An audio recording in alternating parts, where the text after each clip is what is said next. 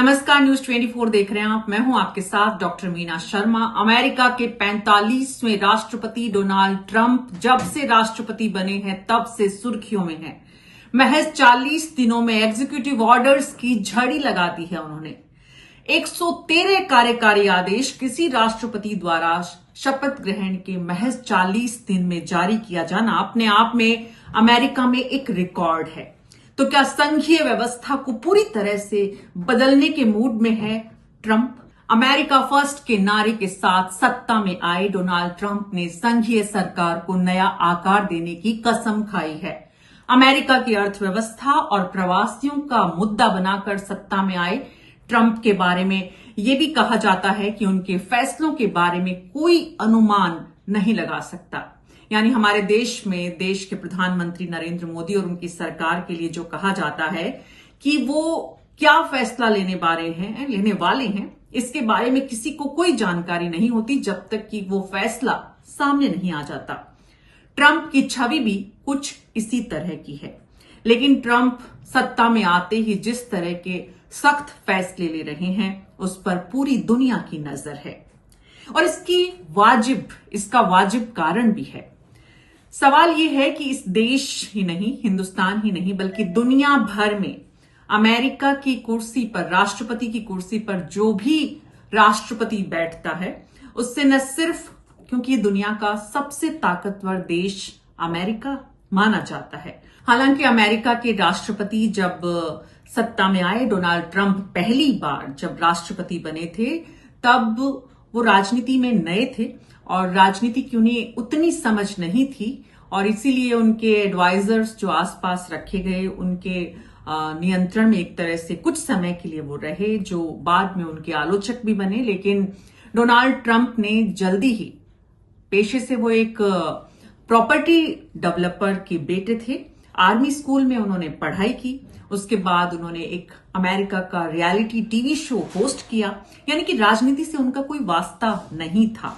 लेकिन उसके बाद भी अगर वो कठोर प्रशासक के रूप में, कठोर अमेरिकी राष्ट्रपति के रूप में, दुनिया में एक सख्त संदेश देने वाले राष्ट्रपति के रूप में आज नजर आ रहे हैं, डोनाल्ड ट्रंप का दूसरी बार सत्ता में आना सिर्फ अमेरिका के राजनीतिक और डेमोक्रेटिक व्यवस्था के लिए एक बहुत बड़ा फैसला नहीं है, बल्कि पूरी दुनिया पर इसका असर पड़ना है। क्योंकि अमेरिका जो ताकतवर देश है, वहां से बहुत सारे विकासशील देशों की अर्थव्यवस्था प्रभावित होती है। जिस तरह से डोनाल्ड ट्रंप ने कहा कि अमेरिका की अर्थव्यवस्था, अमेरिका के हित, अमेरिका के लोगों को वो प्राथमिकता देंगे और उससे ऊपर कुछ नहीं है। और उसी तरह से उन्होंने एक के बाद एक 113 कार्यकारी आदेश जारी किए।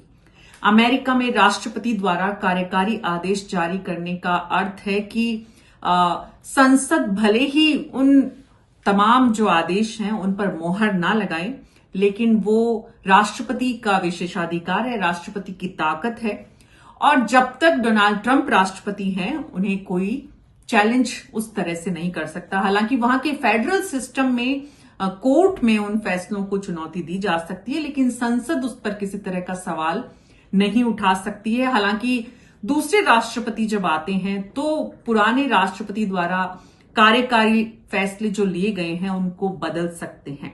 अमेरिका की राजनीति में ऐसा पहले भी हुआ है कि पिछले राष्ट्रपति ने जो कार्यकारी आदेश जारी किए वो नए राष्ट्रपति के आने पर बदल दिए गए। डोनाल्ड ट्रंप ने भी बाइडेन द्वारा लिए गए या जारी किए गए कार्यकारी आदेशों को बदला है। अमेरिका दुनिया का ताकतवर देश ऐसे ही नहीं बना। अमेरिका दुनिया को रूल करता रहा है। दुनिया की विदेश नीति, भारत सहित दुनिया के बड़े बड़े देशों की विदेश नीति में अमेरिका की भूमिका होती है। लेकिन आज डोनाल्ड ट्रंप ने अमेरिकी स्वायत्तता, अमेरिकी प्राथमिकता, अमेरिकी हितों को सर्वोच्चता पर देने के नाम पर ही सबसे पहले जो काम किए उसमें से बड़ा काम था WHO से बाहर होने का फैसला, यानी कि अंतर्राष्ट्रीय प्रतिबद्धताओं को अलविदा एक तरह से, कि दुनिया के देशों में जो कुछ घटित हो रहा है उनसे ज्यादा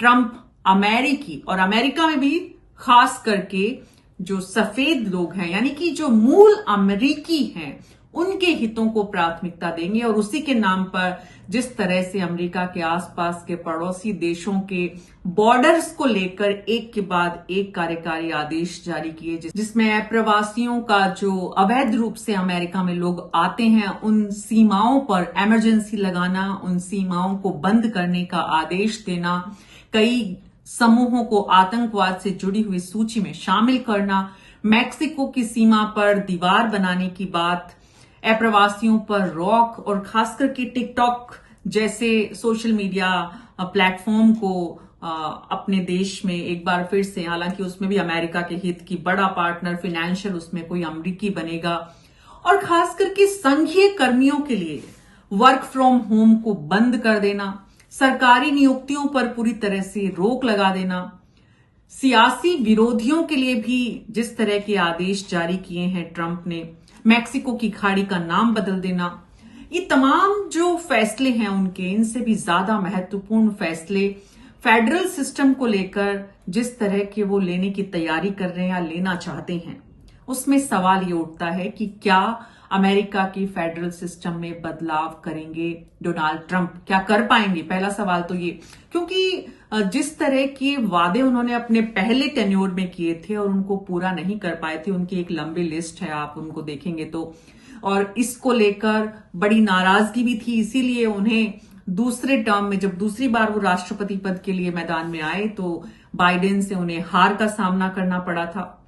इस बार जो उनको जीत मिली है कमला हैरिस के सामने, वो भी बड़ी दिलचस्प है। दरअसल डोनाल्ड ट्रंप ने 2 चुनाव जीते। पहला चुनाव जब वो जीते तो उन्होंने हिलेरी क्लिंटन को हराया, और दूसरा चुनाव जब वो जीते यानी कि इस बार 2025 में, तब उन्होंने कमला हैरिस को हराया। यानी कि दोनों महिलाओं को हराकर अगर कमला हैरिस, जो कि अमेरिका की पहली उपराष्ट्रपति बनी, अगर वो चुनाव जीतती तो अमेरिका की पहली राष्ट्रपति भी बनती। यानी अमेरिका जो दुनिया का सबसे ताकतवर देश है, वहां पर भी राष्ट्रपति पद की कुर्सी पर अभी तक कोई महिला नहीं पहुंच पाई है। ट्रंप ने दोनों बार महिलाओं को हराया। ट्रंप बहुत विवादित शख्सियत हैं, राजनेता हैं। जब वो पहली बार राष्ट्रपति बने थे तब भी उनसे जुड़े हुए तमाम, उन पर कई तरह के आरोप लगे हैं, आरोप साबित भी हुए हैं। हाल ही में पोर्न स्टार से जुड़ा हुआ जो मामला था, उसको लेकर भी एक राष्ट्रपति पद के उम्मीदवार का इस तरह से सुर्खियों में आना, और जिस तरह की वो बयानबाजी करते हैं, जिस तरह की शब्दावली का वो इस्तेमाल करते हैं, बहुत बड़ी संख्या में लोग उन्हें अगर पसंद करते हैं तो उन्हें नापसंद करने वालों की संख्या उससे भी ज्यादा बड़ी है। लेकिन अमेरिकी राजनीति में डोनाल्ड ट्रंप को इस बार जीत मिली तो उसका एक बड़ा कारण अगर कहें तो हमारे दुनिया में, हमारे तमाम जो देश हैं उनमें महिलाओं के प्रति जो सोच है, आज भी महिलाओं की स्वीकार्यता नहीं है, ये हम जरूर कहेंगे। और ये बात अगर अमेरिकी राजनीति के संदर्भ में हो रही है तो जरूर गौर करने की भी है कि अमेरिका वही देश है जिसने महिलाओं को वोटिंग राइट तक देने में सालों लगा दिए थे। तो उस देश में भी जो कि दुनिया को रूल करता है, वहां पर भी कमला हैरिस, अगर पूरे कैंपेन को भी देखें उनके चुनावों से के दौरान, तब भी कमला हैरिस ने जिस डिग्निटी का परिचय दिया और डोनाल्ड ट्रंप जिस तरह से खुलकर आक्रामक चुनाव प्रचार में जिस शब्दावली का इस्तेमाल किया, उसके बाद भी ट्रंप को अमेरिकी जनता ने चुना, क्योंकि उन्होंने अमेरिका फर्स्ट का नारा दिया, ग्रेट अमेरिका की याद दिलाई। अमेरिका के हितों को वो आज एक के बाद एक एग्जीक्यूटिव ऑर्डर के बाद प्राथमिकता दे रहे हैं। लेकिन अमेरिका की जिस अर्थव्यवस्था को मजबूत करने का वादा लेकर वो सत्ता में आए हैं, संघीय स्ट्रक्चर में भी उन्होंने जो वहां के संघीय फेडरल सिस्टम के जितने स्टेट्स हैं उनको भी आम आदमी से जुड़ी हुए सामान कीमतों में उनके इजाफा नहीं हो, इसको लेकर भी आदेश जारी किया है। यानी कि वो पूरे अमेरिका की अर्थव्यवस्था को दुरुस्त करने के प्रयासों के नाम पर भी फेडरल सिस्टम में जिस तरह से आदेश पारित कर रहे हैं, उससे क्या वाकई में अमेरिकी फेडरल सिस्टम जो है उसमें कोई बहुत बड़ा बदलाव हम देखेंगे? अमेरिका पर दुनिया की नजर है। अमेरिका की किसी भी नीति से, चाहे वो देश की हो चाहे विदेश की हो, पूरे दुनिया की जो अर्थव्यवस्था है, वहां की राजनीति है, कूटनीति है, वो प्रभावित होती है। हाल ही में जेलेंस्की को लेकर जिस तरह डोनाल्ड ट्रंप चर्चा में है, बाकायदा यूक्रेन को लेकर उनका जो रुख बदला है, उसके बाद बहुत बड़ी चिंता वैश्विक परिदृश्य पर है और नजर भी कि डोनाल्ड ट्रंप क्या करने वाले हैं।